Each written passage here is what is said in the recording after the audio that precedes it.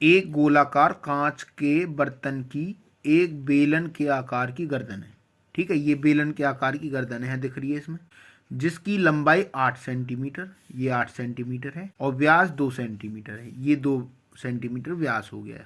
ठीक है, आगे हम दिखाएंगे इस डायग्राम को, अभी पढ़ लेते हैं। जबकि गोलाकार भाग का व्यास दे रखा 8.5 सेंटीमीटर। इसमें भरे जा सकने वाले पानी की मात्रा मापकर एक बच्चे ने यह ज्ञात किया कि इस बर्तन का आयतन 345 सेंटीमीटर क्यूब है। जांच कीजिए कि उस बच्चे का उत्तर सही है या नहीं, यह मानते हुए कि उपरोक्त मापन आंतरिक मापन है, और पाई की वैल्यू दे रखी है 3.14। इसको हम यूज करेंगे।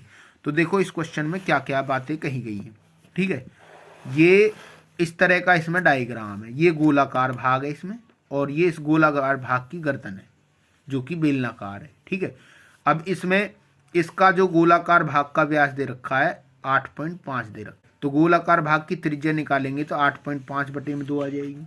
ठीक है, यहाँ से पॉइंट हटाएंगे तो 85 बटे में 2 बटे में 10 आ जाएगा, और 5 से काटेंगे तो ये कटेगा 17 पर, और 5 से काटेंगे तो ये 2 पर, और ये आ जाएगा 17 बटे 4, 2 दूनी 4 हो गया ना। और देखो यहाँ पर ये 2 भाग हैं। ठीक है, इस बर्तन का जो आयतन हम निकालेंगे। ठीक है, अब यहाँ पर हम पहले इस गोलाकार भाग का आयतन निकाल रहे हैं। ठीक है, इस बर्तन का आयतन हमें पता चल जाएगा, पहला भाग प्लस में दूसरे भाग का आयतन हम जोड़ लेंगे तो बर्तन का आयतन निकल आएगा। ठीक है, तो सबसे पहले हम इस गोलाकार भाग का आयतन निकाल रहे हैं। तो देखो गोलाकार भाग का कैसे आयतन निकालेंगे, तो गोलाकार भाग का आयतन जब निकालेंगे तो गोले का आयतन क्या होता है, 4/3 पाई आर क्यूब।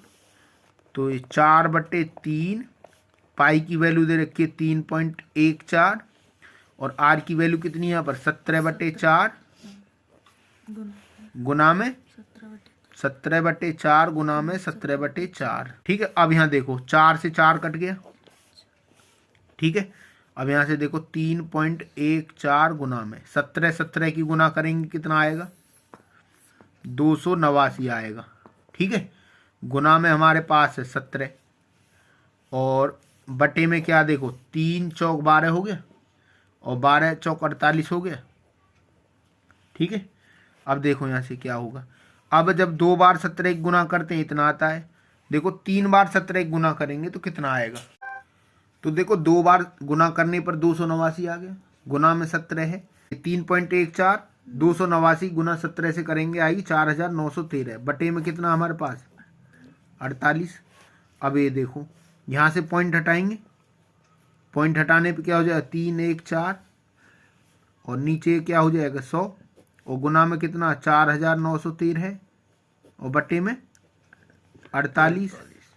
ठीक है, तो यहाँ से देखिए अब क्या होता है, अब इसको हम कैंसिल करेंगे, कितने पे कैंसिल हो रहा है 2 से 5, और ये 0 पर, और 2 से कितने पर कैंसिल हो रहा है 2 एकम 2, फिर 1 बचेगा, 2 पंजे 10।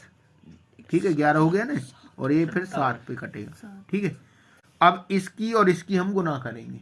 ठीक है, तो गुना करने से क्या आएगा वो देख लेते हैं। तो देखो हमने गुना कर लिए, और ये 157 की गुना 4913 से करेंगे तो इतनी आएगी। ठीक है, इसको हमें 2400 से भाग करना है, और भाग करने पर इतना आंसर आएगा। ठीक है, और हमें आंसर को 2 स्थान तक छोड़ेंगे तो 321.39 पे आ जाएगा। हम गोलाकार भाग का आयतन निकाल चुके हैं, बेलनाकार भाग का आयतन निकालना तो कैसे निकालेंगे, देखो बेलनाकार भाग का आयतन, बेलन का आयतन कितना होता है पाई आर स्क्वायर एच होता है, और पाई की वैल्यू कितनी दे रखी है इसमें 3.14, आर की वैल्यू कितनी यहाँ पर, आर की वैल्यू है यहाँ पर व्यास दे रखा 2 सेंटीमीटर, कितना है 2, तो आर की वैल्यू होगी 1 सेंटीमीटर, 1 गुना 1, और एच की वैल्यू दे रखी है यहाँ पर 8। ठीक है, तो यहाँ से देखो ये 3.14, 1 एकम 1 हो जाएगा, और 1 की गुना 8 से करेंगे 8 ही आएगा। ठीक है, तो ये आगे कितना हो गया 3.14 गुना में 8, तो 8 चौक 32, 3 8 एकम 8 3 11, फिर हासिल 1 8 3 24 और 1 25, तो 2 के बाद ये पॉइंट लग जाएगा। ठीक है, तो हमें निकालना था बर्तन का आयतन। ठीक है, दोनों को अब जोड़ेंगे, तो बेलनाकार का कितना आया था हमारे पास 321, 25.39 जमा में करना हमें दूसरे का आयतन है बेलनाकार का 25.12। इन दोनों को जोड़ने से देखो क्या आता है, तो ये जोड़ रहे हैं हम, क्या आता है देखते हैं। तो 9 और 2 11 हासिल 1, 3 और 1 4 और 1 5 पॉइंट, तो यहाँ है 5 और 1 6 और 2 2 4 और ये 3, ठीक है 346.51 आया।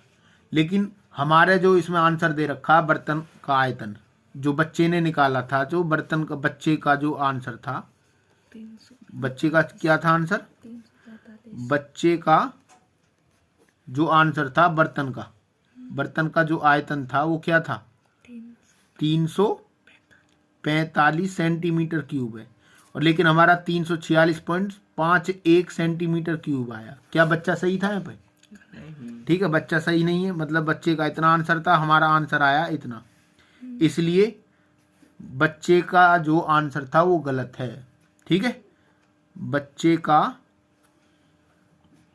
उत्तर सही नहीं है।